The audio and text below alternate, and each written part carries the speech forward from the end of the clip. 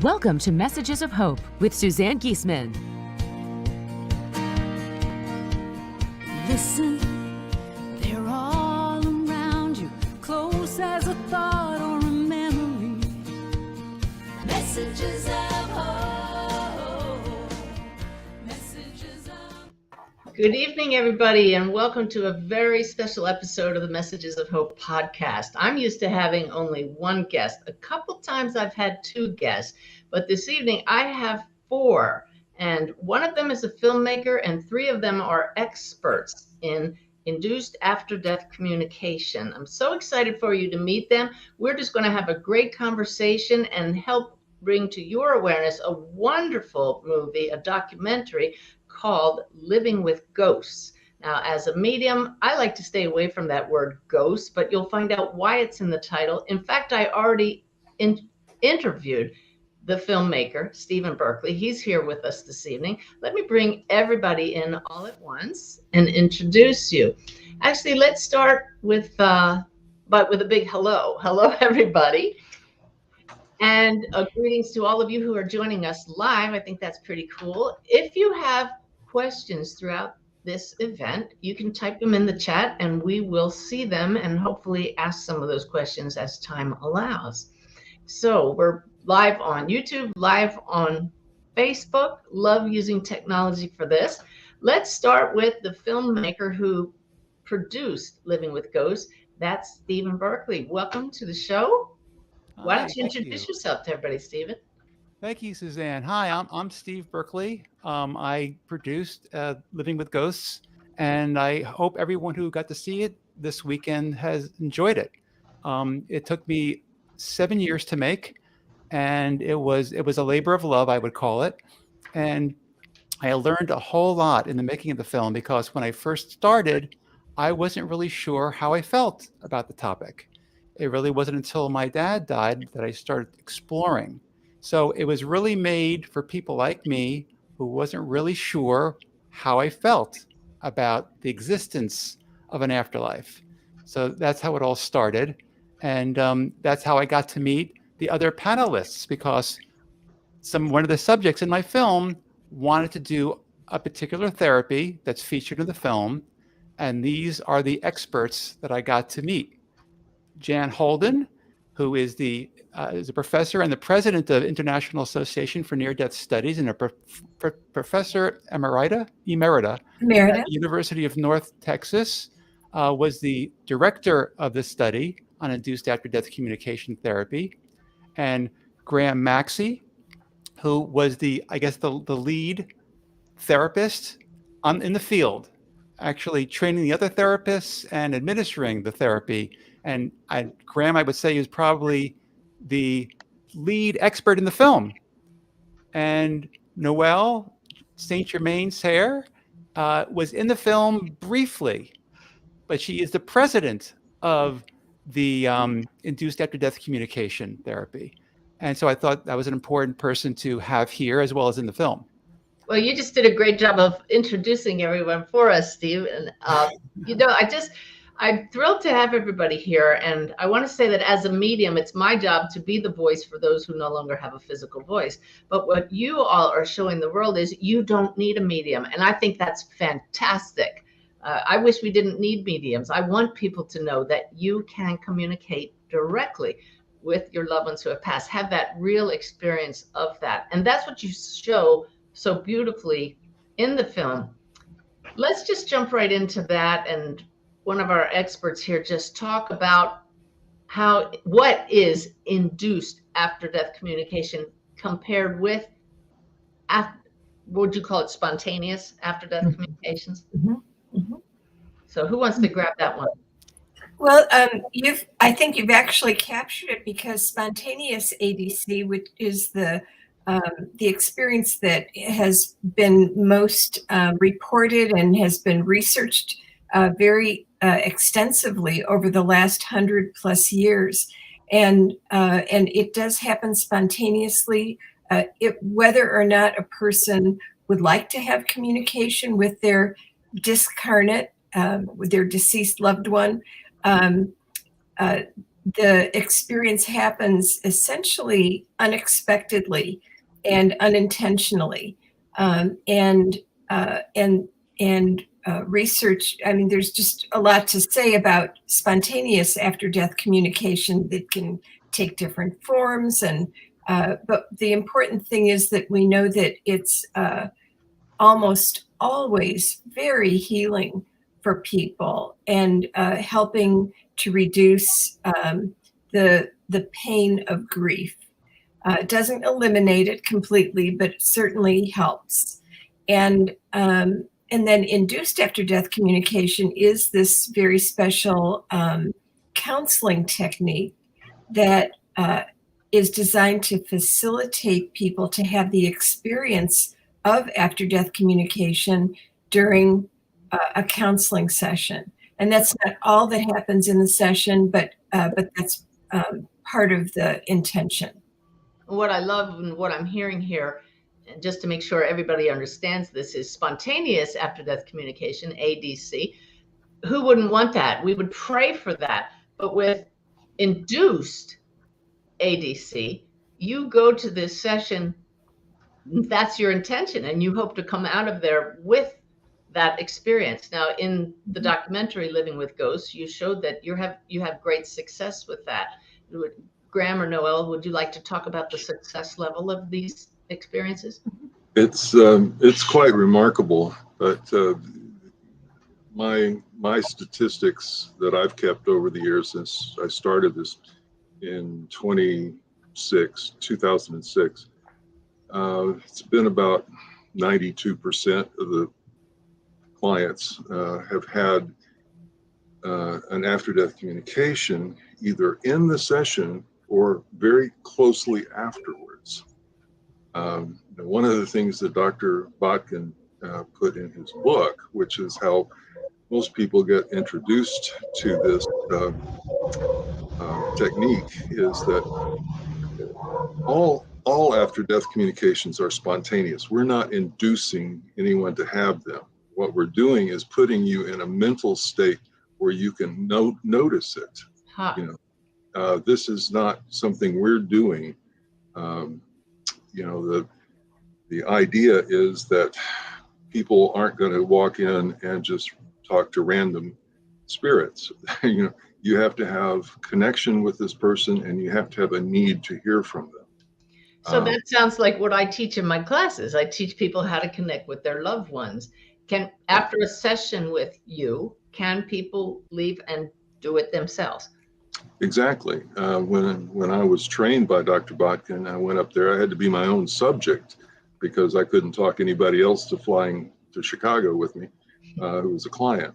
And I had an experience with my daughter, who I never met, who was not born, but she was 23 years old when I met her. And we spent the evening after I left Dr. Botkin's office talking. And that was quite healing, quite amazing.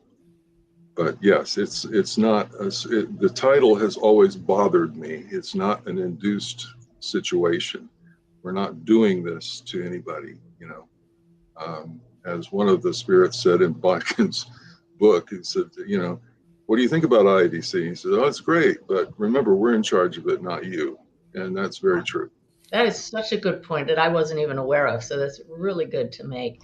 And Noel, how did you get into this work and work your way up to, what is your title, president?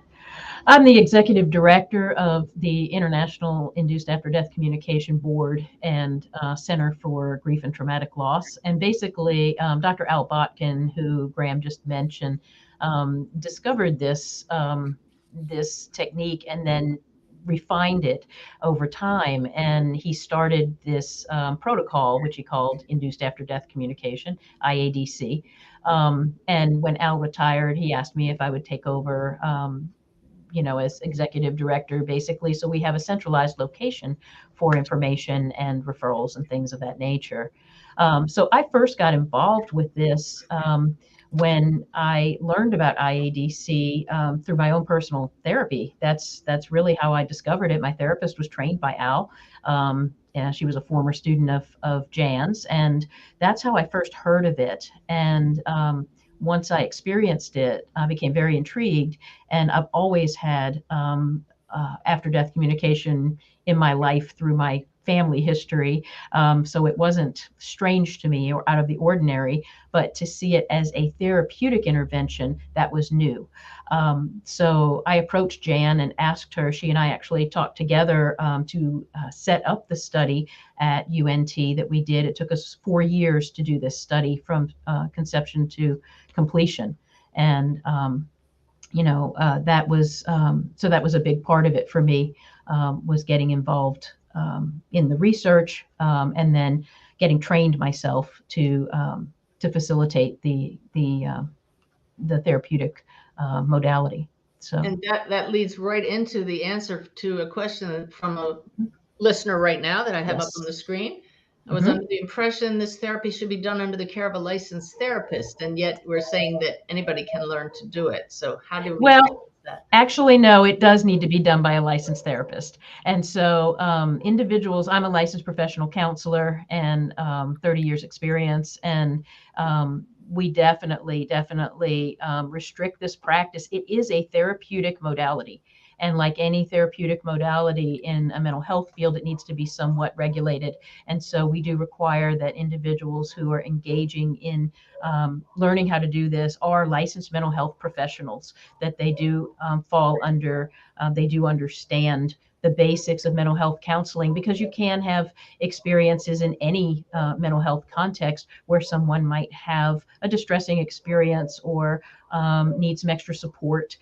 We're dealing with people who have pretty severe grief at times, many of whom have traumatic histories, and like any difficult experience in counseling, you don't always know what's going to emerge. And so you have to have someone who's trained to manage anything that might come up for a person who's also to screen the applicants as clients, because there are some contraindications for people.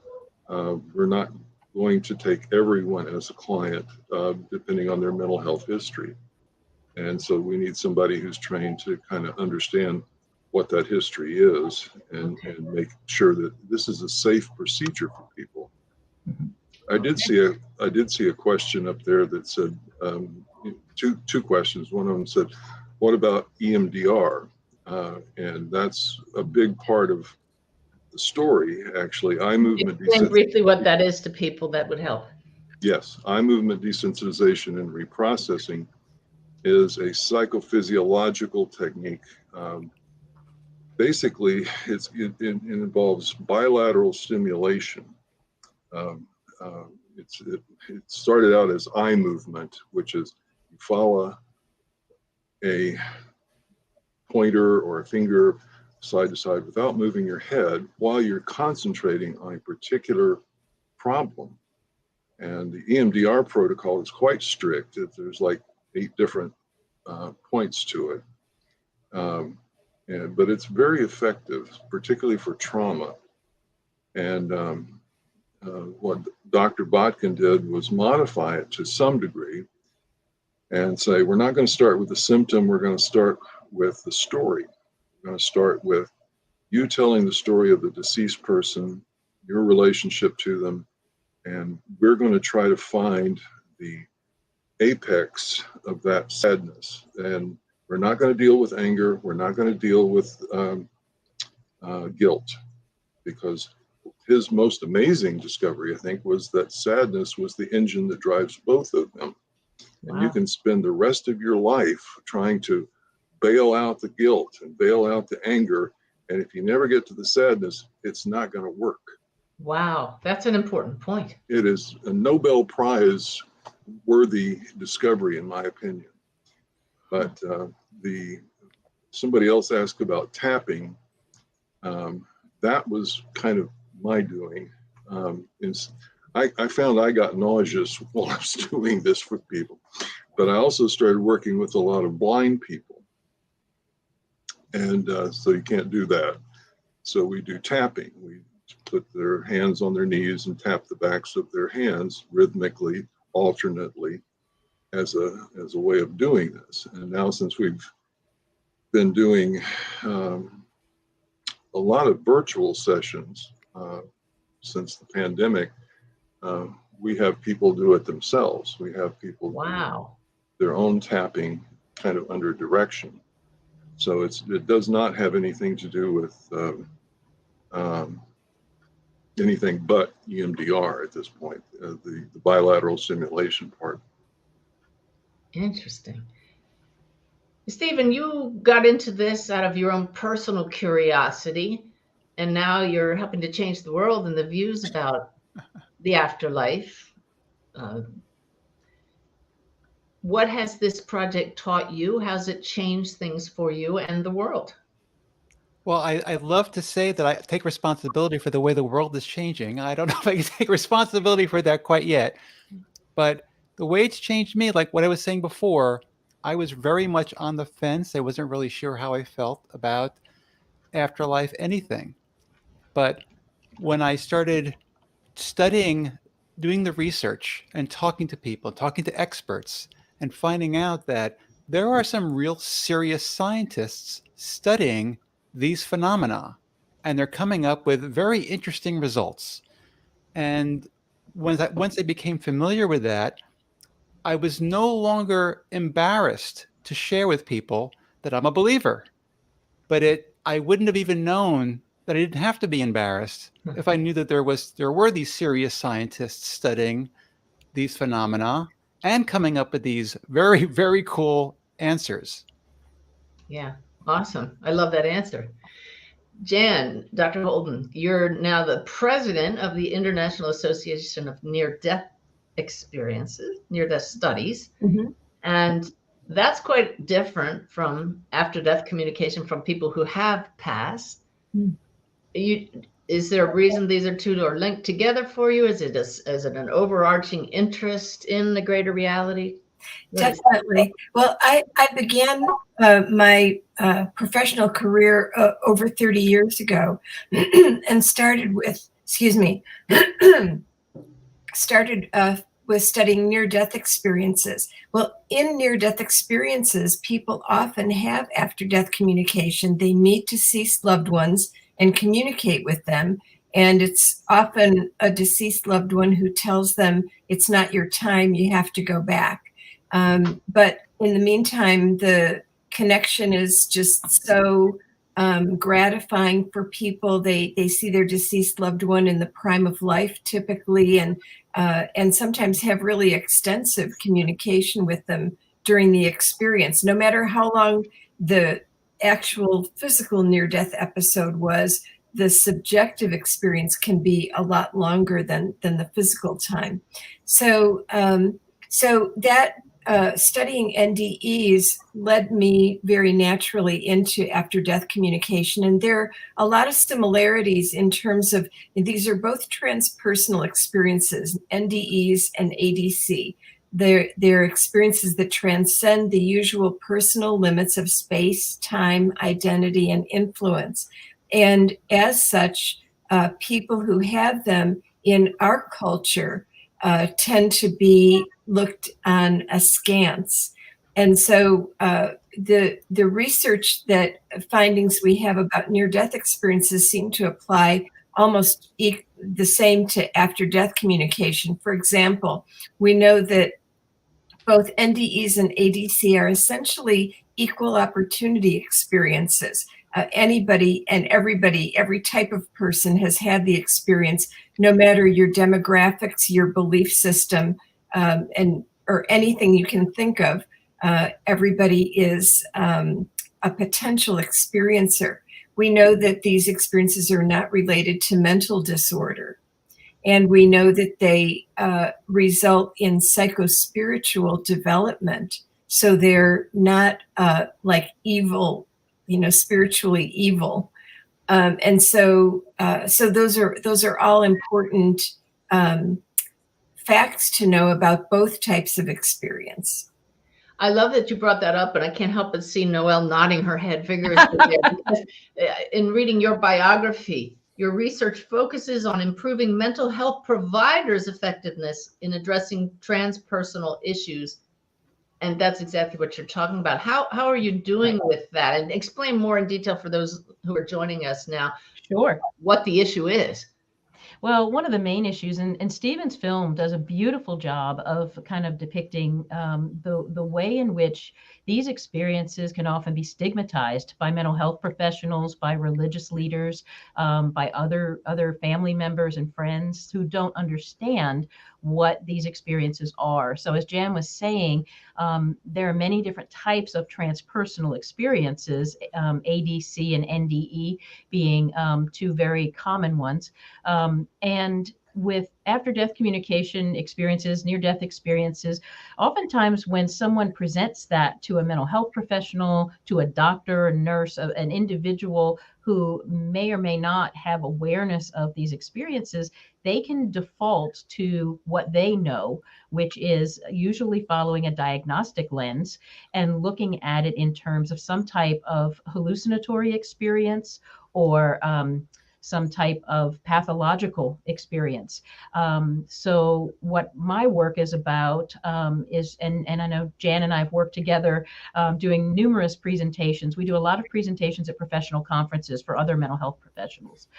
Jan has also set up through IAN's symposia of various professionals from different disciplines, interdisciplinary panels. And so a lot of what I do is trying to get the word out, whether it be through professional presentations. I'm also a clinical associate professor at William and Mary. And so I teach a course on transpersonal counseling. So all the students going through our program learn about what these experiences are and how to effectively help clients with integrating these experiences. And that's something I want to mention about the IADC protocol that's really, really important. And for anyone who has these spontaneous experiences as well, after having an experience of a transpersonal nature, it's extremely helpful to work with someone to integrate that experience and make meaning out of that experience. Otherwise, we can dismiss it or think, oh, that was a weird thing that happened, but we don't really get the full benefit of the transformative power of it unless we take the time to kind of explore the meaning of that for us and really integrate it into our lives in a meaningful way. So that's another area for me. I've got a certification from the American Center for the Integration of Spiritually Transformative Experiences. It's called ASSIST, and that certification, that training that actually Jan provided, really helped me develop the ability as a mental health professional to work with people to integrate these experiences in a meaningful way. Wonderful. And we'll be sure that in the description of this event on YouTube Live, right under the video, we'll put all of your full names and your titles and your degrees and your contact information so people can find out more. So what I was most impressed with the film, and by the way, any of you reading through the comments, Steve, I hope you're gratified. People love the movie. I hope you're seeing that. And they loved your mother. But what I was just stunned to find out when I interviewed you previously on the podcast was these were not reenactments. You followed this family around for 7 years, didn't know what the outcome would be. You were in on the therapy sessions. You see our other 3 guests who are with us now in the film, all live, not knowing how it would come out. That was pretty gutsy. I was pretty nervous, and I mean, it could have. I mean, no matter how it went, I knew I was going to be happy with the reality of what was happening, because it felt real. I mean, I know people asked me still, were these recreations, and I know they're not recreations, and I'm hoping that when people see it, they can kind of get the feel of the film, that these are real people having real emotional, impactful moments. But by the way, Suzanne, because of your interview, I went ahead and put in the very beginning of the film that these are not recreations. So now when people see the film, I'm glad you did that. So there are people asking, can we still see the film? You bet. How do they see it? Yes, it's probably time to flash that banner up on the screen. But is that the correct? Well, I in the private chat, I put the exact the exact URL. Yeah, but I didn't have time to see that, Stephen. I'm working all these. Oh, it's also in the comments section that are flashing right now on the screen under Lynette's name. It's there, Well, and you gosh. can find it there. Well, And why don't you just tell us what it is and how people can. Okay. I botched this whole thing. So the URL is livingwithghostsmovie.com. That's basically the website, livingwithghostsmovie.com/landing hope, as messages of hope. Okay. Landing hope is the whole URL. So what happens when people go there? They see the whole film or what? That's the event page. They'll see you, Suzanne, first, because there's a little excerpt from your interview of me, basically saying, "Hi, Steve, introduce yourself to my audience. This is Steve Berkley." So there's the first 2 minutes of your interview of me is the first thing they see. And there's an opportunity for them to click a button if they want to see the film. They click a button and they could go on and they could donate and see it. Okay, so do I have that right now in the banner that you're seeing? That looks right. It looked right to me before. It looks right to me now, but for some reason it didn't work before. Okay, now let's talk about this donation button. Right. What is the goal with that? So there are two different versions. Well, there's two videos. One video is a fairly short, like a 10-minute introduction to the movie. Basically, it's a short movie, but there's enough information in there so people can really get a feel for what the movie's about. It basically talks about IADC and introduces the main characters of the film. So it's not a trailer. It's longer than a trailer. It's 10 minutes and you get a really good feel for what the story is, but that's available free, of course. And if you see that and you want to watch the rest of the movie for a small donation, you can go on and watch the full film. Now I have like 4 different donation tiers, and you get a little bit more depending on how much you're willing to donate. So the minimum donation is $15, and that gets you a week with the movie. And if you go up to $25, it gives you 2 weeks with the movie, plus like 5 extra hours of raw interview footage with the main experts from the film. And then there's 2 other tiers at higher levels, but it gives a lot of options for both donations and ancillary footage that you can view. But the goal, again, is to be able to get this onto PBS for anybody. That's why we're raising money. This is why this is a fundraiser. We're raising money to get this film onto PBS, because making a film for PBS isn't what I thought it was. It's not free.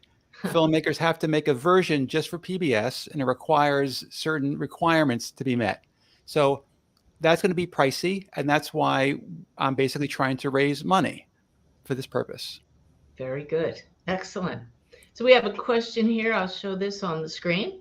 Do any of you suggest automatic writing or other techniques as a way to improve our connection and/or enhance individual gifts? I have an answer for that. I want to hear what our ADC experts have to say. Who wants to take this one? Well, I've always ask people at the conclusion of our sessions, and they're very brief. They're 2 90-minute sessions, and that's really all we need. But I said, part of this is your connection with that person, and you need to have a time to do that. And my suggestion is that you use journaling in what Stephen's film calls automatic writing, but it's proven over and over again, not just in our context, but in so many other contexts, that when you sit down in a disciplined way, kind of at a certain time and a certain place, even if you can, and start having conversation. It's like any other relationship. You have to give time and attention to it, or it kind of floats away in your consciousness. One of the, I had to miss one of Stephen's events here a couple of weeks ago because my wife and I had to take a trip to her parents' property. And that was onerous and it was difficult. But one of the great things we got was 6 hours in the car talking to each other that wasn't interrupted. And that's really what you can have with people after death too. It does not take oxygen. It does not take corporal presence to have that kind of conversation and meaningful conversation. Yeah, they are here. Your loved ones who have passed are as close as your breath. They're right here in consciousness. If you set up an appointment with them, say, let's get together Wednesday and have a chat, they will show up. It sounds silly, doesn't it? But that's just the way it works. It's not silly. I mean, you do that with any of the other people that you love, That's right. We're right here in the house with you. And if you don't have an appointment, sometimes you don't get to talk to them because they're busy, That's right. So many people might say, well, how do you know it's not your imagination? I'd love to hear from Jan. It is your imagination. That's the point. Okay. You don't have any other medium in your body that lets you see things that are not physically in front of you. But that doesn't mean it's not real. Oh, I love that. It's like, your television set. It has many channels, and some of them are pure fantasy. You kind of know that. And then some of them are on at this moment. So having an imagination is kind of a prerequisite to having an after-death communication. There are, people that I have run into that have a condition called aphantasia, which they cannot, their brain does not let them picture things that are not seen. And that's a disability. That's not normal. That's something that people have to overcome. Well, so let me rephrase that because I've heard this question multiple ways. I'd love to hear Jan and Noel answer this as well. They say, how do I know I'm not making it up? Right. Andy, okay, because I think we're going to say the same thing. One of the things that we know with experiences of after-death communication and with near-death experience, but in after-death communication, one of the questions in the chat that I saw was, does everybody have a visual experience? And I'm getting to your point, Suzanne, but I'm kind of going a roundabout way because it's connected. So no, not everyone has the same kind of experience in an after-death communication. Some people might have just a sense of presence. I feel the person with me. Some people might have a visual experience or an auditory experience, an olfactory experience where they smell perfume or cigarette smoke or something familiar from that person. They may have a sensory-based experience, or they may have some other kind of experience. Some people have gotten like emails, phone calls, or other kinds of electronic communication from a deceased loved one. So you can have any kind of experience, but one of the most common is what we call a sleep ADC, which occurs when someone is asleep. And it's differentiated from a dream about the person in that dreams are often very fleeting. Oftentimes you wake up and they start dissipating very soon after waking, and they don't necessarily have a really strong kind of after effect. Whereas people that have a sleep ADC report that these are more real than a regular dream.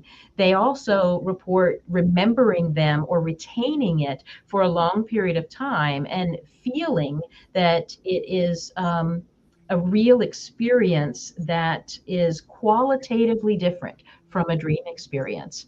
So they feel oftentimes a sense of peace, closure, or some of those healing after effects that Jan was talking about earlier after having that sleep ADC, whereas just having a dream about the person, they don't necessarily feel that shift in that sense of connection and that shift in their grief experience.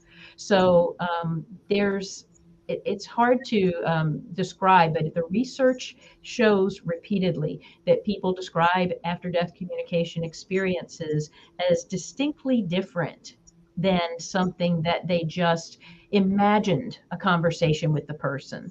So I know Graham was talking about kind of needing to kind of have imagination as part of the process, but it is a distinctly different experience than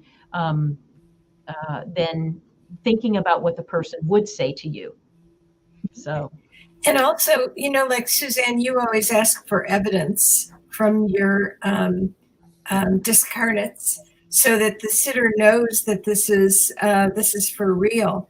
And it's possible to do that with ADC too. And also just to be open to evidence that's being offered. When I trained in IADC, excuse me, I did it with 3 of my students, and we came to, this is my home office, and we came here on a weekly basis afterwards and practiced on each other.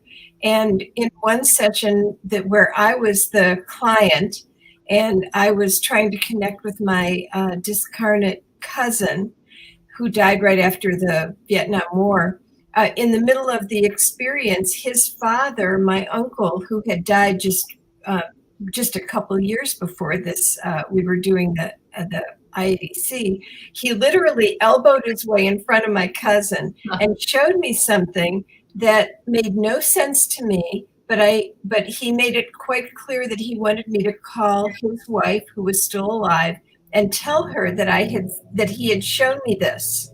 And so, much longer story, much shorter, I did end up calling her. She knew exactly what it was, exactly why he had shown that. And she ended the conversation saying, "Nothing you could have told me would convince me more that he's waiting for me." So when those kinds of things happen, this is not something I could have imagined or reasoned out, it just made no sense to me whatsoever until she heard it and made sense of it. And then in another session, when I was leading, I was the counselor for one of my students, and we were sitting right behind me, and she was connecting with her discarnate sister. And at the end after we had finished, we do a little talking debrief kind of thing. And she made the comment that it's like a door had opened in her relationship with her sister. And within 30 seconds of her saying that, the door behind me popped open and gradually did like this, which is not how it functions. If we had more time, I'd show you. But anyway, you can just trust me that it's, and I've lived in this house for more than 25 years. It's the only time the door has ever popped open on its own. Oh, I love it. And so those kinds of things can happen that are very convincing to people. There's also this small but pretty meaningful experience that IADC therapists have. I've had one where we shared the same vision. Oh, wow. I was talking with one client who was talking with his grandfather, and I was seeing the same scene. I described it to him, said, "You're sitting in the old Turnpike Stadium talking to your grandfather in a concourse that's right in front of a walkway." Yes. I said, "There's another man sitting in the next section right behind you. I think he's your father." And he said, "I don't want to see him." He didn't make that up, and I didn't make that up. That just pronounced itself. That just happened. That's that shared field of consciousness that you created during that session. Beautiful. It has been reported by many IADC therapists. Wow. So you four, have you done multiple of these screening events for different groups, Steve? Yes, we have. We've done quite a few, and one thing that keeps coming up over and over again. I don't think we addressed it tonight. A lot of people ask, well, what if after the IADC session, I want to continue having these moments with my deceased loved one? What happens then? So, any of you want to answer that question? Once you know the way, you know the way. You don't have to, what IADC does is put you in the mental spot where your sadness, where the grief of that, what feels like an abandonment for most people. I am just bereft. My analogy has always been, if you tell somebody to go out and look at the stars and it's 12 o'clock noon, they're going to have a hard time finding Betelgeuse, because there's this big blazing ball of incandescent gas up there in the sky that makes the two, it's so glaring. You have to wait till the sun goes down to see the stars. That's really what this technique does. People who have dragged themselves up the steps to my office in this profound sadness, 90 minutes later, they kind of float away because that sadness has gone. And it's in that space that you can notice the subtle communication that after death communication is. This isn't in your face. This isn't neon lights and show production. This is we're here. The last after death communication I had spontaneously was from my mother-in-law who passed, and I woke up one morning, and what I pictured in my head, I know I was awake because I was scratching myself, and all of a sudden in my awareness I saw a text message on a phone which I wasn't holding in my hand, and it said, "We're here, we're together, love to hear from you." And that was about as profound as you could get, but it wasn't a big showpiece. It wasn't bells and whistles and noise and stuff. It was just a text message, and so that's really what IADC does, is set the stage for how you get to the point where you can notice what's already going on. All after death communication is spontaneous. It is not produced. It's not manufactured, and so that's what we do.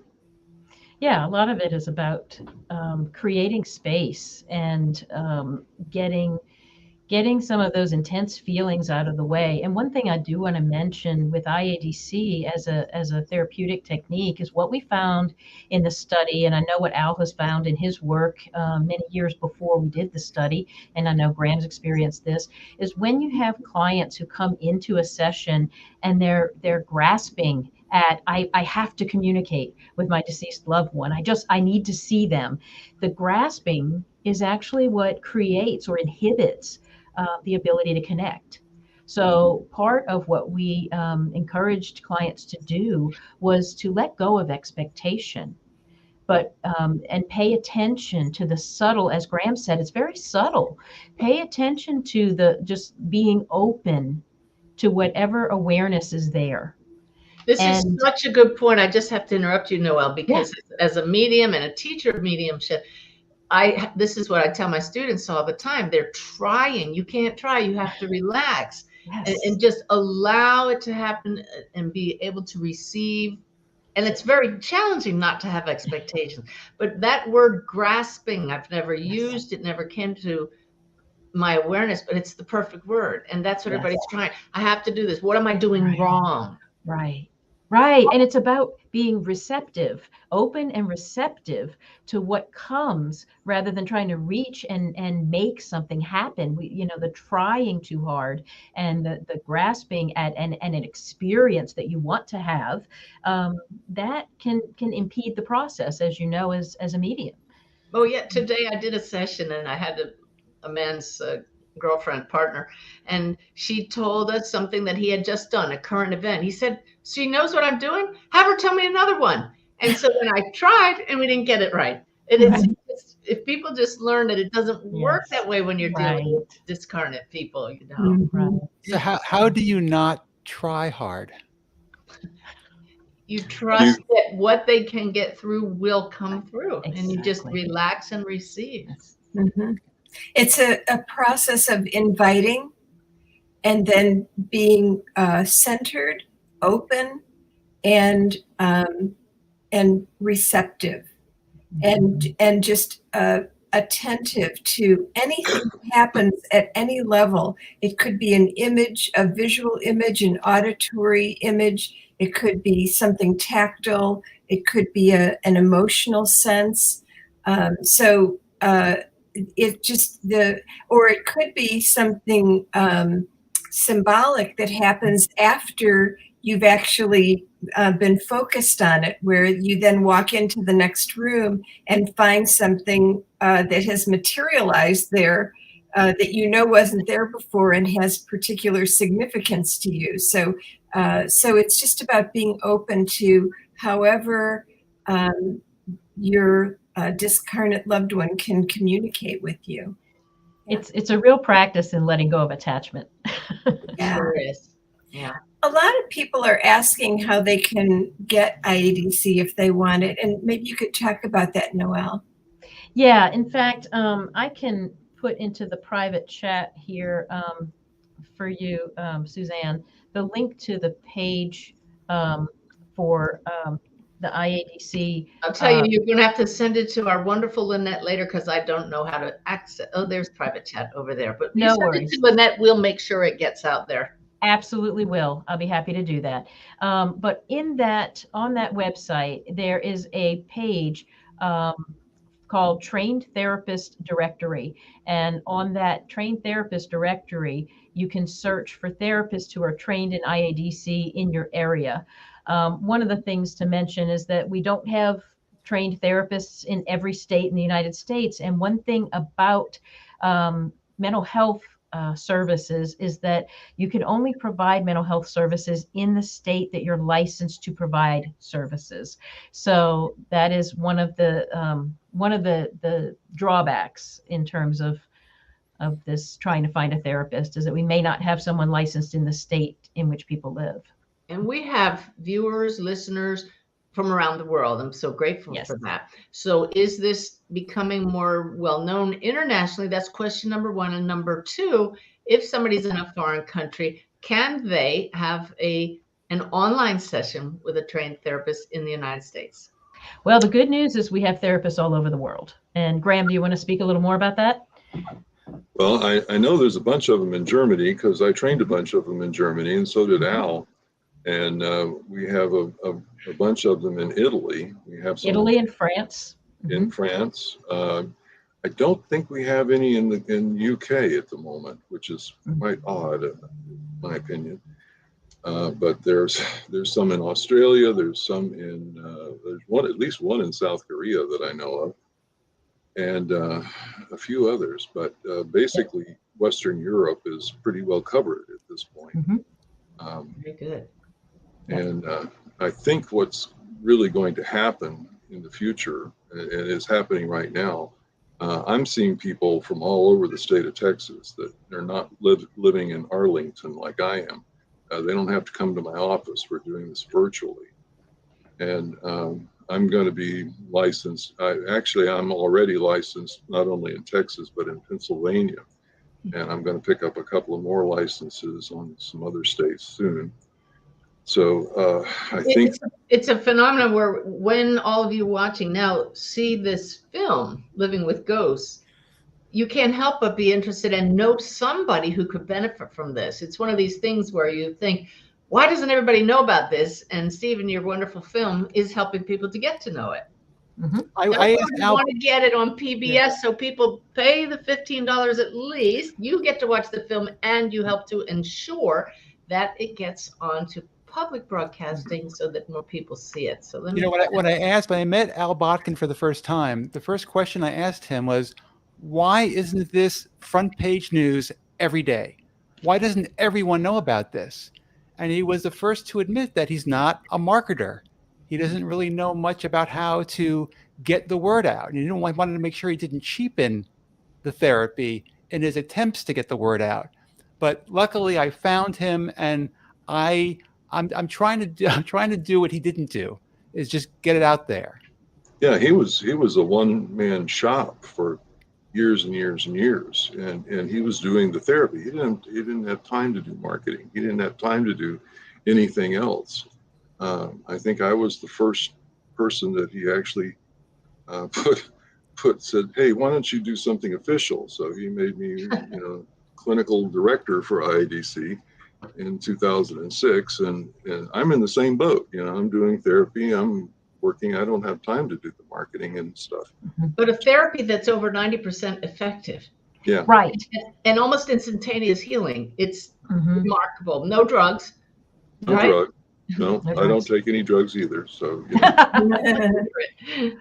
But Suzanne, this is part of the issue that, like the website, if anybody goes to the website, it's not current right now because, when Al asked me to take over 2 years ago, as I explained, I'm a full-time college professor with a private practice, and I don't have a lot of time. It's been very hard, I think, in the field of IADC to really be able to get it the visibility it deserves and to get it out there. So I think it's really wonderful what you're doing, what Stephen's doing. And, the more we can continue to communicate about this, the more we can help professionals understand that this is a legitimate therapeutic intervention. I think that's the other issue, is there's a lot of skepticism in the field of mental health about legitimacy and evidence-based treatment.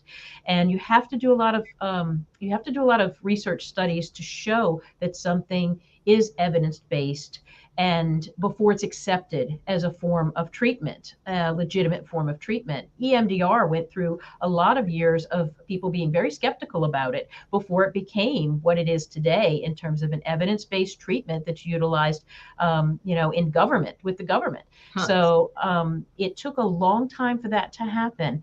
And so with something like IADC, it really requires continual research to show its efficacy as a mental health treatment in order for it to be accepted in mainstream mental health. And I see a question about training. If any of the people in the audience are licensed mental health professionals, you can get trained actually by Graham.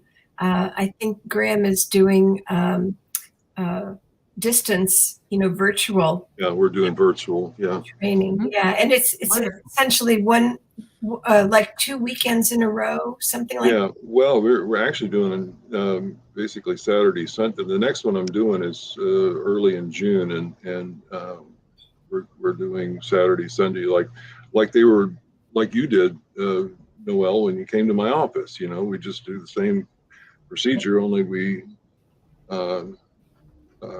don't meet together. So that's another thing. The training is not years long. It is not. It is not. And for years and years, we had, Alan insisted that people have at least the first course of EMDR training, which I think was just basically let him know that this was a licensed person and that they were trainable. But, what we found, what Noelle and I have found and others in Europe have found, is that we can kind of do the basics of bilateral stimulation training within the context of doing IADC training too. So it's pretty compact. And Well, I see some folks in the chat who are interested, so you might get some signups, and we're meeting the goal of increasing awareness about this induced after death communication, more awareness about the documentary Living with Ghosts, which is it's not a ghost movie, it's about overcoming grief through these practices, right, Stephen? That's exactly right. Yes. Yeah. So is there anything else we haven't talked about that we need to do before we sign off for the evening? Well, I saw a question about asking Stephen to follow up with people from the film. Like, what are they doing now? I don't know if you want to focus on that for our last few minutes or not. Let's hear it. I do keep in touch with Karen and her family, not every day, but I was saying to Suzanne during my interview on her show that they decided to take their privacy back after principal photography ended. So they're not willing to do another interview, like where are they now kind of interview, but they're all doing very well. Karen lives with her 2 adult siblings. They're all single, and she's happy. She's a happy person. She's content living with her husband, who she considers lives elsewhere. He lives. I just love that was not recreated. You could see the sadness in her face. It just dragged her face down at the end of this film. She is a happy person. This gives all of us hope. This is the Messages of Hope podcast, and all of you are helping to do that for people. As she said, it's a happy thing not to be sad. That was a great line. Graham, that was your favorite line of the film, wasn't it? It was. It was absolutely the perfect ending to the film. Happy not to be sad. Stephen, I wonder too, I've seen a couple of people ask about the use of the word ghost, and I know in the title, and I know you have addressed that before. Yes. I'm wondering if you want to speak to that too. Oh, I'd love to. Suzanne, is it okay with you if I Well, address I that? want you to, because I don't, as a Okay. medium, I don't like to talk about ghosts. Okay. So ghosts is a word with multiple connotations, figurative and literal, metaphorical. And so here we have all widows in the film. Some are literally having a relationship with their husbands who is in, I guess, an energetic form. And some are just missing or feeling haunted by the memory of their late husband because they're very sad and they see pictures of their late husband and they want to know how they're going to go on without him. So the word applies to everyone in the film. And so that's why I liked it. I also liked it because it's a mainstream word, and this is supposed to be a mainstream movie. I wanted to use a word that the protagonist herself, who's a skeptic, she would use the word ghost to describe these images in her house if there was one. So it works on several levels. Lastly, it's a kind of a grabby title. People do stop and they look and they're curious. So I think this is the best title to get the most people to see the film. And that's my number one objective, is whether or not they love the title or not, if it gets them curious and it gets them to see the film, then I've met my goal. Well, good. I just hope that it doesn't. My goal was that it didn't turn people away because they thought it was a scary film. Well, that's why I have you, Suzanne. You'll explain to people that it's not a scary film. Well, I was talking with Lynette as she was helping me prepare for this evening. I said, we don't want to focus on that word ghost. We're going to talk about ADCs and we're going to get them to watch the film because it's so outstanding. I just love that you followed these people around for all those years and they let you in their homes, into their lives, and we saw them heal. It's just beautiful. It gives us all hope once again. To your point, if I had called the movie Living with Spirits, which a lot of people would prefer, I'm sure, I would lose a lot of interested people who are in the mainstream who aren't interested in anything spiritual. So I'm really trying to capture a big swath of the population with that word. Yeah, and you might have made another mistake. I have a class of mediumship. It's making the connection. When I teach it in person, it's called Serving Spirit. And I had one person think it was a class for bartenders. So you got to be careful in the word of what you choose. Yeah. Steve, this screening period for this group that was focused on this evening, when does that end?